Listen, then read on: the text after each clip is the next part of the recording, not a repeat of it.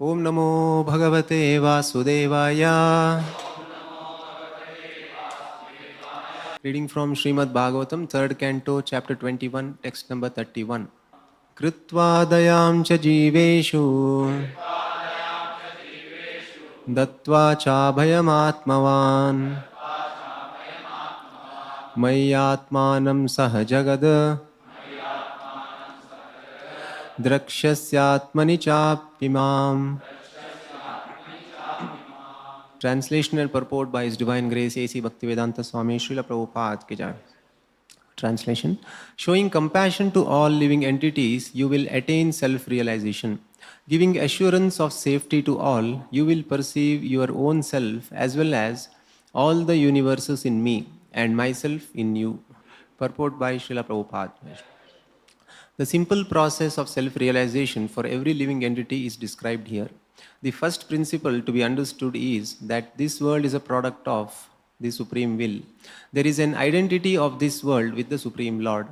This identity is accepted in a misconceived way by the impersonalists. They say that the Supreme Absolute Truth, transforming Himself into the universe, loses His separate existence. Thus, they accept the world and everything in it to be the Lord. That is pantheism, wherein everything is considered to be the Lord. This is the view of the impersonalist. But those who are personal devotees of the Lord take everything to be the property of the Supreme Lord. Everything, whatever we see, is a manifestation of the Supreme Lord. Therefore, everything should be engaged in the service of the Lord. This is oneness. The difference between the impersonalist and the personalist is that the impersonalist does not accept the separate existence of the Lord, but the personalist accepts the Lord. He understands that although he distributes himself in so many ways, he has his separate personal existence. This is described in Bhagavad Gita. I am spread all over the universe in my impersonal form. Everything is resting on me, but I am not present. There is a nice example regarding the sun and the sunshine. The sun by its sunshine is spread all over the universe, and all the planets rest on the sunshine. But all the planets are different from the sun planet. One cannot say that because the planets are resting on the sunshine, these planets are also the sun. Similarly, the impersonal or pantheistic view that everything is God is not a very intelligent proposal. The real position, as explained by the Lord Himself, is that although nothing can exist without Him, it is not a fact that everything is Him. He is different from everything. So here also the Lord says, you will see everything in the world to be non-different from me. This means that everything should be considered a product of the Lord's energy, and therefore everything should be employed in the service of the Lord. One's energy should be utilized for one's self-interest. That is the perfection of the energy. This energy can be utilized for real self-interest if one is compassionate. A person in Krishna consciousness, a devotee of the Lord, is always compassionate. He is not satisfied that only he himself is a devotee, but he tries to distribute the knowledge of devotional service to everyone. There are many devotees of the Lord who faced many risks in distributing the devotional service of the Lord to people in general. That should be done. It is also said that a person who goes to the temple of the Lord and worships with great devotion, but who does not show sympathy to people in general or show respect to other devotees, is considered to be a third-class devotee. The second-class devotee is he who is merciful and compassionate to the fallen soul. The second-class devotee is always cognizant of his position as an eternal servant of the Lord. He therefore makes friendships with devotees of the Lord, acts compassionately toward the general public in teaching them devotional service, and refuses to cooperate or associate with non-devotees. As long as one is not compassionate to people in general in his devotional service to the Lord, he is a third-class devotee. The first-class devotee gives assurance to every living being that there is no fear of this material existence. Let us live in Krishna consciousness and conquer the nescience of material existence. It is indicated here that Kardama Muni was directed by the Lord to be very compassionate and liberal in his householder life and to give assurance to the people in his renounced life. A sannyasi, one in the renounced order of life, is meant to give enlightenment to the people. He should travel going from home to enlighten. The householder, by the spell of Maya, becomes absorbed in family affairs and forgets his relationship with Krishna. If he dies in forgetfulness, like the cats and dogs, then his life is spoiled. It is the duty of a sannyasi, therefore, to go and awaken the forgetful souls with enlightenment of their eternal relationship with the Lord and to engage them in devotional service. The devotee should show mercy to the fallen souls and also give them the assurance of fearlessness. As soon as one becomes a devotee of the Lord, he is convinced that he is protected by the Lord.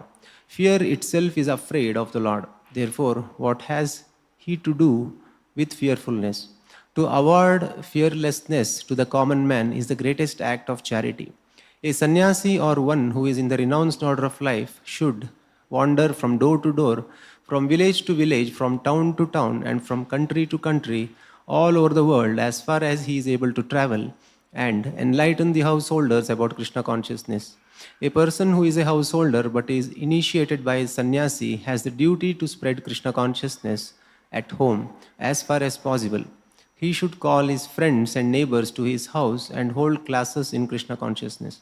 Holding a class means chanting the holy name of Krishna and speaking from Bhagavad Gita or Srimad Bhagavatam. There are immense literatures for spreading Krishna consciousness, and it is the duty of each and every householder to learn about Krishna from his sannyasi spiritual master.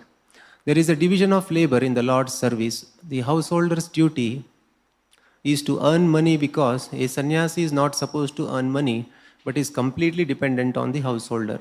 The householder should earn money by business or by profession and spend at least 50% of his income to spread Krishna consciousness. 25% he can spend for his family and 25% he should save to meet emergencies. This example was shown by Rupa Goswami, so devotees should follow it. Actually, to be one with the Supreme Lord means to be one with the interest of the Lord. Becoming one with the Supreme Lord does not imply becoming as great as the Supreme Lord. It is impossible. The part is never equal to the whole. The living entity is always a minute part. Therefore, his oneness with the Lord is that he is interested in the one interest of the Lord. The Lord wants every living entity to always think about him, to be his devotee, and always worship him. This is clearly stated in Bhagavad Gita. Manmanabhava mad bhaktaha. Krishna wants everyone always to think of him. Everyone should always offer obeisances to Krishna. This is the will of the Supreme Lord, and devotees should try to fulfill his desire. Since the Lord is unlimited, his desire is also unlimited. There is no stoppage, and therefore the service of the devotee is also unlimited. In the transcendental world, there is unlimited competition between the Lord and the servitor. The Lord wants to fulfill his desires unlimitedly, and the devotee also serves him to fulfill his unlimited desires. There is an unlimited oneness of interest between the Lord and his devotee. Thus ends the Bhaktivedanta purport. Very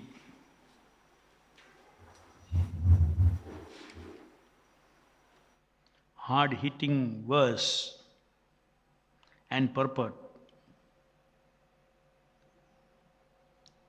to remove the misconception that everything is God, therefore there is no God.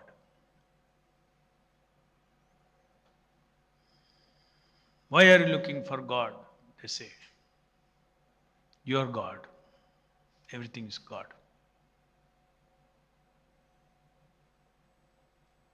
This is true. But this is half-truth. This is true according to our Siddhanta also. Everything is God, because everything is God, because everything is come from Him. And just because everything came from Him, He does not go into non-existence. He is there separately from everything. That means everything is God and is energy. It's important to understand this. To separate all the material energy, everything from God completely is also not the complete philosophy, according to Chaitanya Mahaprabhu. There is no second truth other than Krishna in existence. Krishna and Krishna's energy. So many energies may come out of him, but yet the source remains undiminished. 1 minus 1 is equal to 1. Achintya Bheda Veda Tattva means simultaneously one and different. How it is one? Because we are his energy, we cannot be separate from him. We cannot be independent of him. We cannot be separate from him. We cannot be a substance which is independent of Krishna. We have to be from Krishna substance only. A part of water, a drop of water is salty, drop of water are all the qualities of water. The ocean is also water. There is a substance in the drop, there is a substance in the ocean called water. Having quantity is different, that's all. So in the same way, Krishna has so many energies, but it cannot be different from Krishna. If you say it's different from Krishna, then there is another existence apart from God.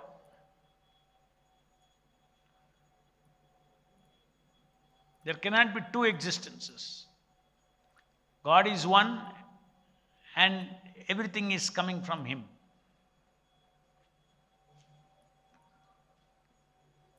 Shakti and Shaktiman.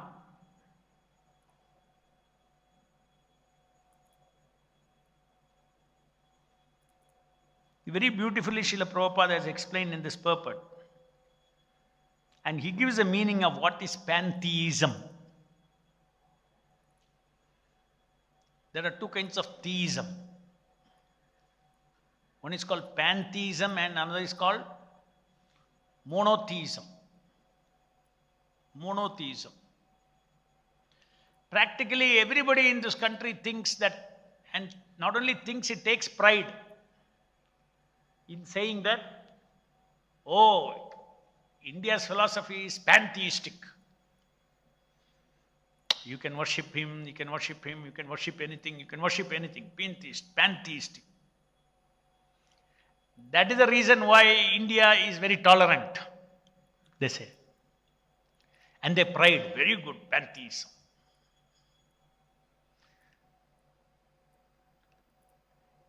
It is a fact that the Lord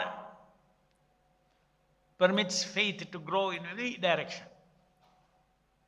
Ye tamam prapadyante tam sate bhajamyaham. You approach the demigods that I am seated in their heart and I will strengthen your faith so that you can spiritually develop with the principle of surrendering to somebody, decreasing your lauding tendency, accepting somebody above you. So there is no doubt that Krishna only has created all these devatas, all these demigods. Krishna only has created demigod worships also. Demigods worships are in the Shastras, no? Demigod worships are in the Shastra. And therefore people are following that. But now, modern educated Indians, they think they are very intelligent and they give a misfit or they fit it intellectually to say that this is pantheism. Sanatana Dharma is pantheism. It is not. Sanatana Dharma, according to Chaitanya Mahaprabhu, is monotheistic and pantheistic also. We also worship Guru like Krishna, like they worship demigods. Not that we worship only Krishna. We worship Guru. But we worship Guru in connection with Krishna.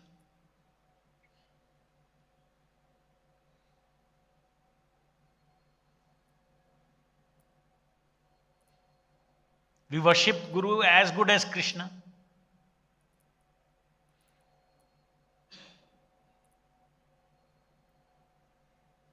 This question was asked to me in the early days in Krishna consciousness. The Krishna alone is God, why you should worship human being? See, in ISKCON also you are worshipping a human. Only God should be worshipped. Krishna says, Manmana bhava bhakto madhyaji.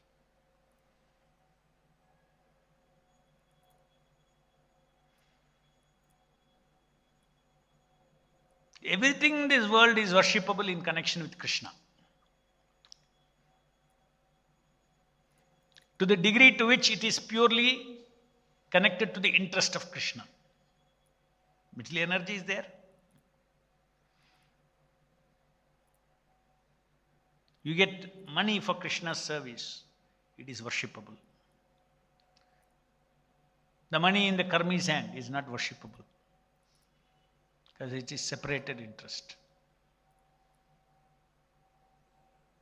Because everything belongs to Krishna. A temple is built, this building is worshipable. It is Lord's paraphernalia. It's not different from Him in terms of His paraphernalia, His energy. And yet Krishna is Krishna. When we say this building is Krishna, you cannot say, okay, that's all. Krishna has become building. That is the end. God is this building. Everything has come from God, so therefore everything is God. But everything is part of God. He is the Supreme. Nityo nityanam chetanas chetananam eko bhaunano vidadati kaman. One Supreme Eternal is maintaining many Supreme Eternal. One chief living entity and all others are living entities. And He is maintaining everything. He is under His will, the entire material creation has come. The purpose of existence is Krishna's enjoyment. Then you may say, what about my enjoyment? The moment you say, what about my enjoyment, that is not you. That is not you. The one whom you think that you have to enjoy, that's not you. That is a false ego who is speaking.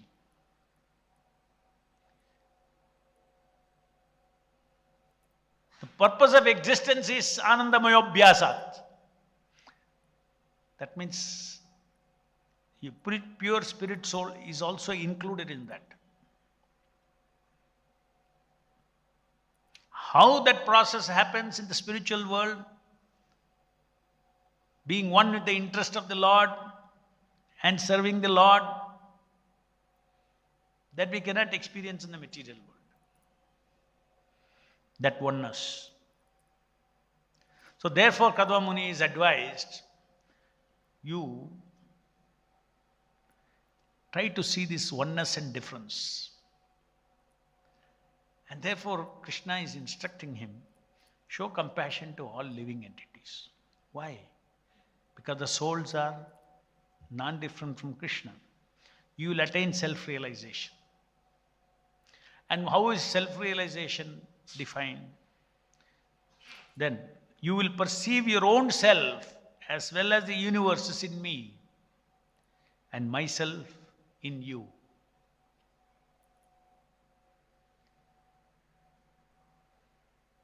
See, this is very important to counteract the Mayavadi understanding. In simple terms, it is like one half they take, everything has become this. It is called theory of transformation. God, they don't say even a person. Supreme absolute truth is there, Brahman, that has transformed him to everything. There is no separate God.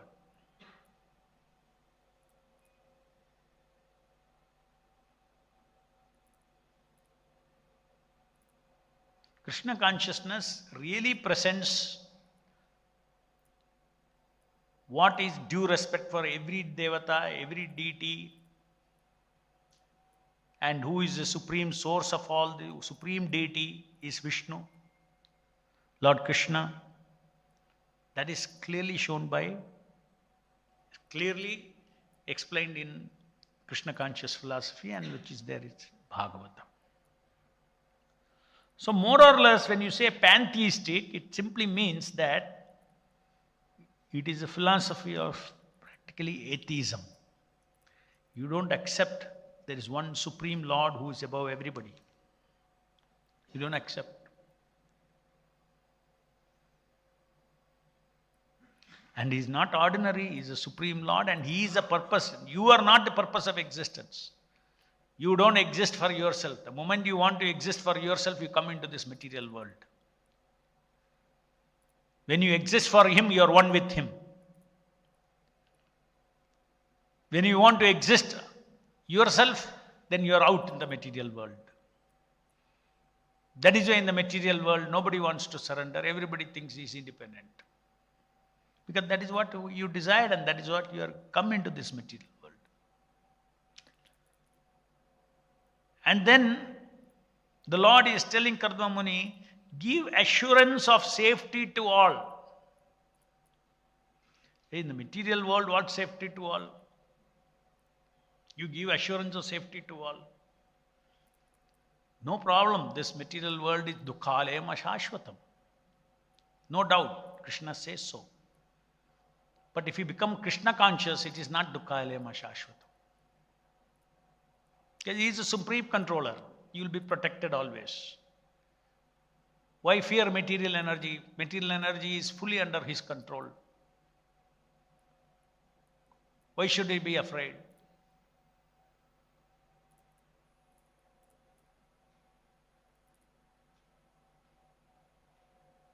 When you want to walk into an electrical substation, everywhere high power, high voltage, anywhere you touch wrongly, you will kill yourself.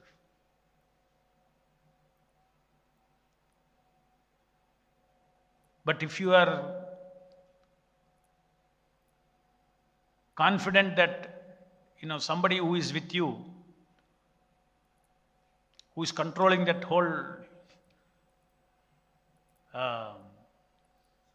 setup, will you fear? You won't fear. But the fact is that it is dukhalayam ashashvatam. Anywhere you do wrongly, it will hit you. But because the designer of that is with you, designer and controller, why do you have to worry? You can exist peacefully, as Prabhupada is saying. This is a very important thing. Even though we say dukhalayam ashashvatam, yes, in the ultimate sense also dukhalayam ashashvatam, but in the meaning of when we preach to materialists, we should not use too much of the dukhalayam ashashvatam to them. They tend to think, oh, so God also cannot help you, huh? So what is this philosophy? No, in this dukhalayam you can be sukha. If you become Krishna conscious, you chant Hare Krishna.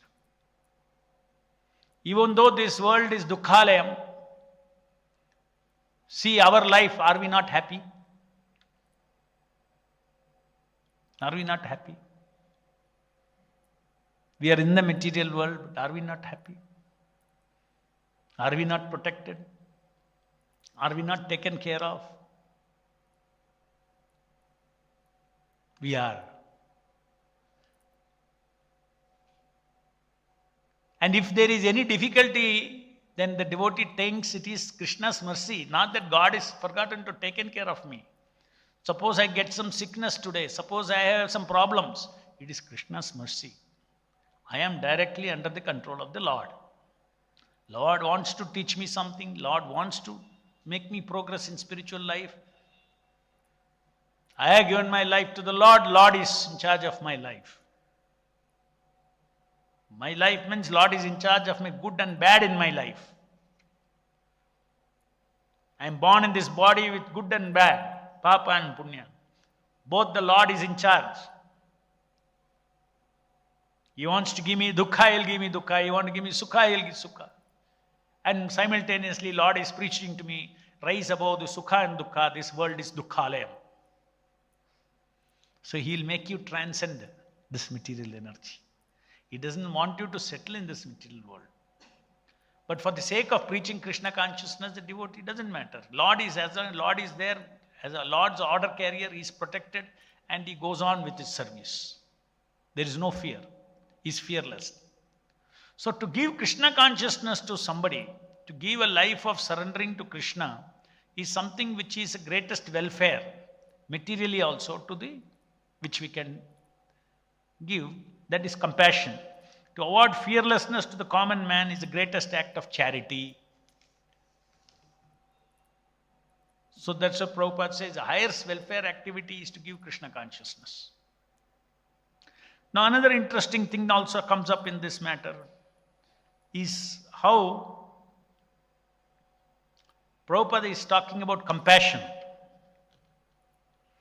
The energy can be utilized for real self-interest if one is compassionate. Person in Krishna consciousness and devotee of the Lord is always compassionate. He is not satisfied only he himself is a devotee, but he tries to distribute the knowledge of devotion service to everyone. There are many devotees of the Lord who face many risks in distributing devotion service. Now this also, of course, the highest welfare activity is to give out Krishna consciousness.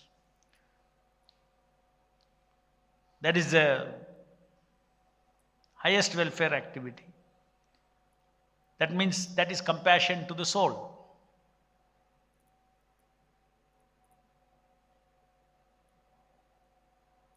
But if you see the living entity as entrapped in this material world and he is suffering, and because of his suffering he is not able to even receive Krishna consciousness.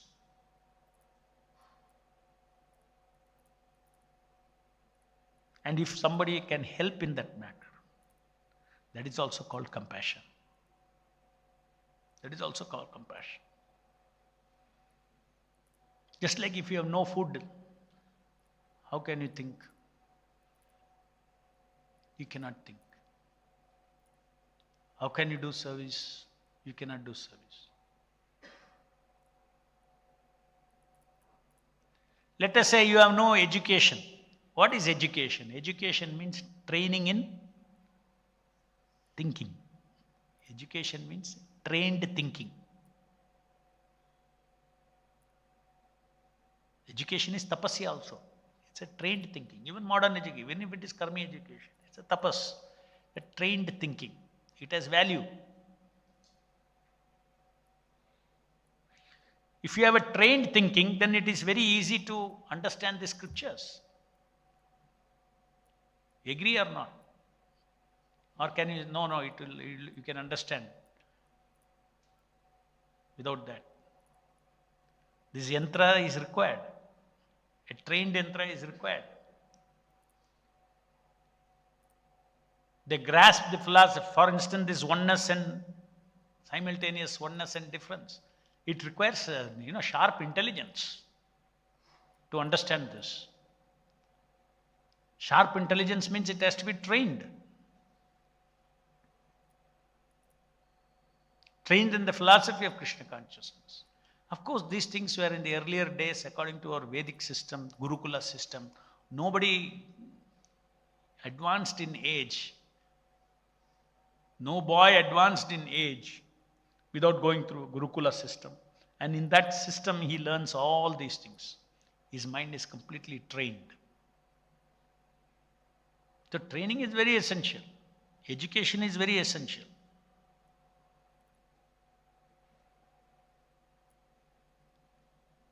So if connected to Krishna, if you can feed somebody, that is also Krishna consciousness. Connected to Krishna, you cannot feed, if you don't feed somebody, if you can, especially these are rules for householders. If you cannot feed someone, then that is stone-heartedness. Maybe 10 people, 10 living entities are there, they're all suffering by hunger.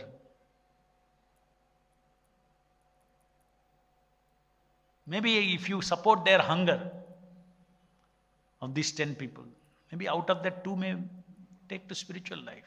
1 may take to spiritual life. There's no guarantee that if their hunger is satisfied, they can take to devotion service. But they can also. But if hunger is not satisfied, none of them will take to devotion service. Karma, bad karma. So therefore, this is all in connection with this perception. The perception of you will perceive your own self as well as all the universe is in me and myself in you. You cannot have compassion unless you see the other living entities as one with you. Just by chance, circumstantially today I am better than that living entity. Circumstantially I have food, he does not have food. Circumstantially, again you compare. Circumstantially you see, okay, this man is got money, plenty of money, but he is eating bhoga, I am eating prasadam. Next level. Next level. So giving prasadam is the highest. Mercy of the Lord is the highest purifying thing that you can do to a hungry person. So that is why Prabhupada said, distribute food. You should see in Mahabharata, the highest virtue, annadhana. And this is preached by Krishna to Yudhishthira. And repeatedly it comes, annadhana, annadhana. Doesn't say prasadadana. That is a higher philosophy. But that is also philosophy. Because Anna is coming from Krishna. Anna is coming from God. And human life is very precious on this earth. And without Anna, human life cannot conduct itself into self-realization. That is why the Annadhana is considered to be. One should not think these are all simply materialistic. Why would Krishna, encourage that? There are gradations of truths. Prasadam, making that Anna into prasadam is great. But even if people think that food is coming from temple, that itself is prasadam.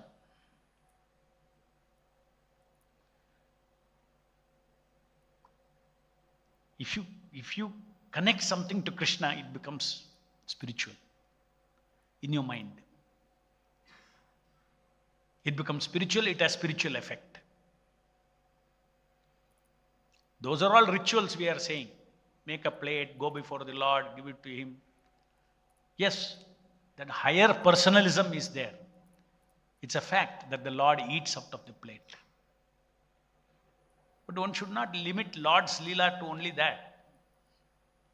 There are so many occasions where mass cooking was being done for big festivals. And Prabhupada, so many standards of cleanliness and now could not have been followed in that mass production. No, this becomes prasadam. Prabhupada said, okay, no problem. Hire the cooks. Do it. So you cannot limit God to that, to a ritual. That is the only way Krishna will take food is when you go and, put a plate before Him. He is omnipotent. He sees the intent of the devotees is to distribute my mercy. He makes everything prasadam. So in other words, a Vaishnava should be compassionate. A Vaishnava cannot be hard-hearted. Just because, we have got a higher aim, we have got a higher goal of doing the highest welfare for the soul, we should not criticize somebody who is doing annadana. That is all useless. You are not giving prasadam. A total neophyte. You have to understand the full picture. How can you say that?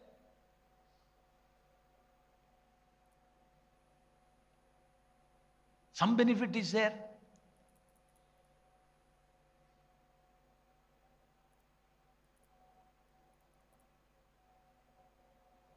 A householder helps people with medicines, help people, sick people. It's all useless. No, for that living entity at that stage of his spiritual development, that is something that is, we can tell.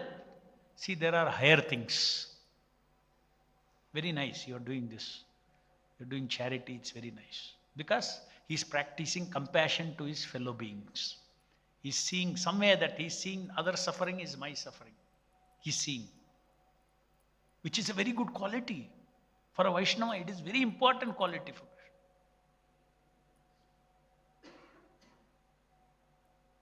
Then why he does not, if he is feeling, suffering for so many people in the, are suffering in the outside material world. Yeah, in our heart we feel. But we are seeing that my limited capacity as a servant of Krishna, I have been assigned to do certain kind of services where maximum service can be done to the Lord. So I will focus on giving Krishna consciousness to the population. Doesn't necessarily mean all others are useless activities.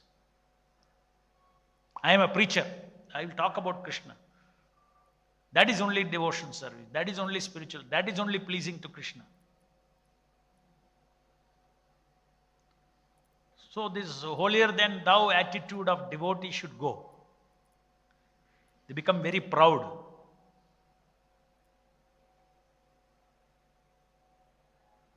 If you see somebody is practicing compassion, that should be encouraged.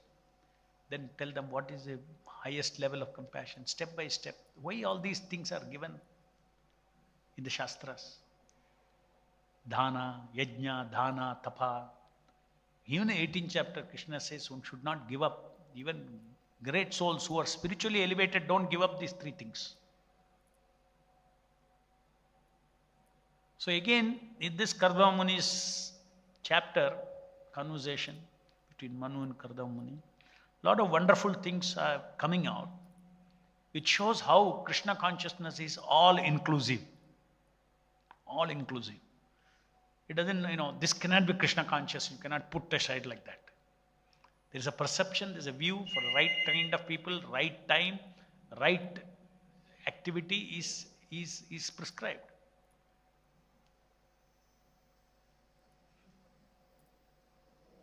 So now we feed Krishna consciousness, we feed prasadam, we feed so many kids we feeding. One should not think that no,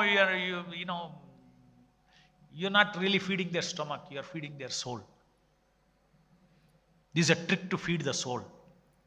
It's all nonsense. You are concocted ideas. You are feeding their stomach. There is compassion, there is feeling. There is feeling for every hungry people on this earth. Vaishnava has feeling. Let me do how much I can do best to the maximum. If possible, we want to remove hunger from everybody in this earth. But it doesn't end there.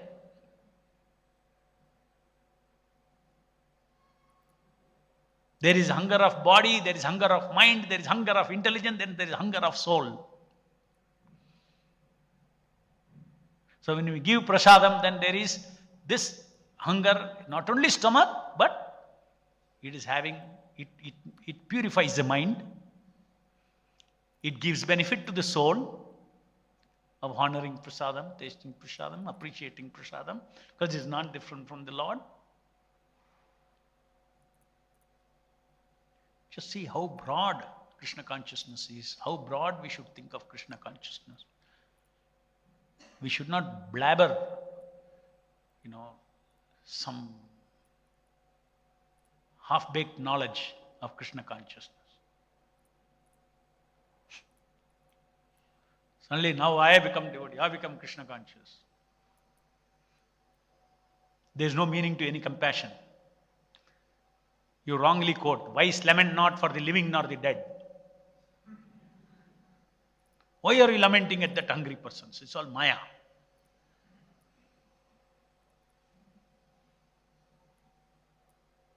For a higher duty, as Krishna prescribed to Arjuna,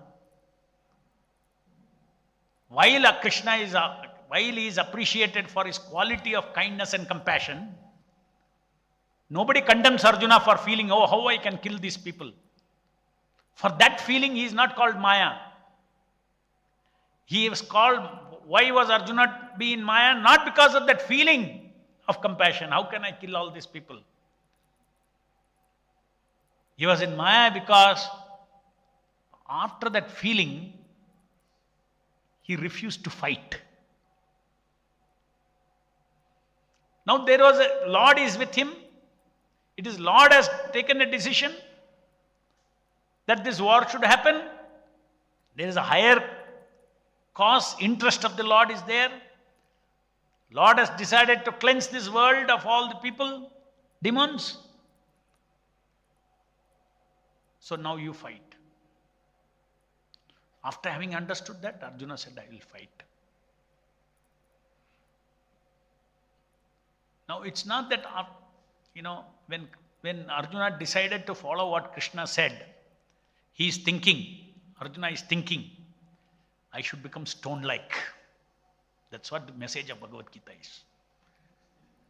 I should not have any compassion for, I should not think. No, it's very good quality, compassion. Vaishnavas develop this compassion. They feel for the suffering. Why would Prabhupada go to America to preach Krishna consciousness? Tell me. He could have sat in India. There was no hope that they will accept Krishna consciousness. He still went there.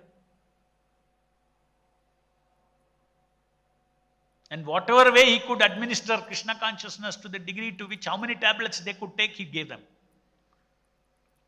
To start with. He gave them Krishna prasadam. Gave them chanting. Gave them philosophy.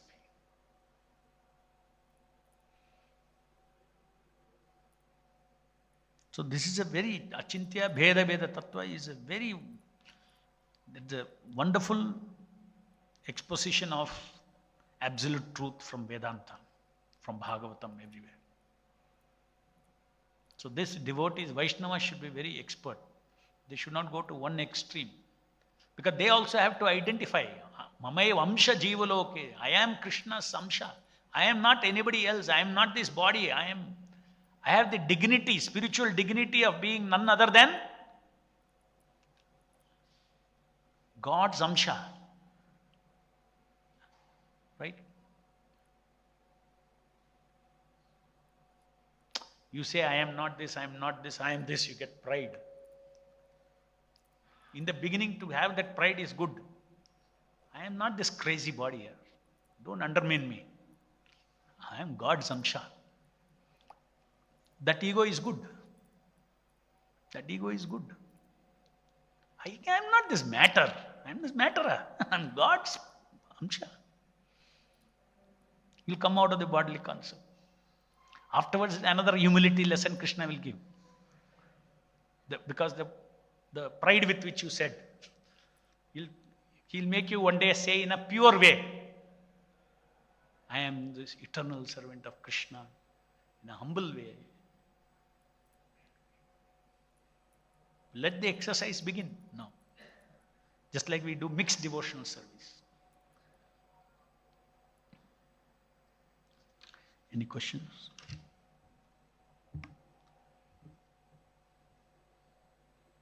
It's too late, I think. Tomorrow I'll continue if I'm there for the class.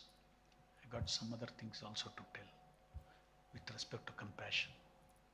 Grandharaj Srimad Bhagavatam ki jai, Jagat Guru Srila Prabhupada ki jai.